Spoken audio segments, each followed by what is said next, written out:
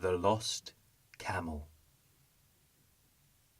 No sooner do the three princes arrive abroad than they trace clues to identify precisely a camel they have never seen. They conclude that the camel is lame, blind in one eye, missing a tooth, carrying a pregnant woman, and bearing honey on one side and butter on the other. When they later encounter the merchant who has lost the camel, they report their observations to him. He accuses them of stealing the camel and takes them to the Emperor Beramo, where he demands punishment. Beramo asks how they are able to give such an accurate description of the camel if they have never seen it.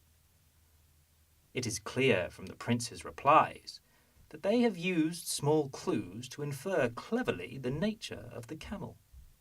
Grass had been eaten from the side of the road where it was less green, so the princes had inferred that the camel was blind on the other side. Because there were no lumps of chewed grass on the road the size of camel's tooth, they inferred they had fallen through the gap left by a missing tooth. The tracks showed the prints of only 3 feet, the 4th being dragged, indicating that the animal was lame. That butter was carried on one side of the camel and honey on the other was evident because ants had been attracted to melted butter on one side of the road and flies to spilled honey on the other.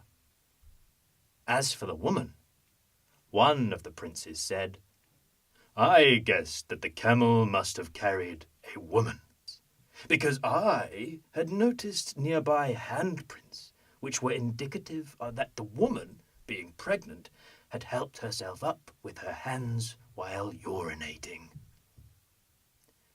At this moment, a traveller enters the scene to say that he has just found a missing camel wandering in the desert. Beramo spares the lives of the 3 princes, lavishes rich rewards on them, and appoints them to be his advisors of serendip. And from this comes the word serendipity.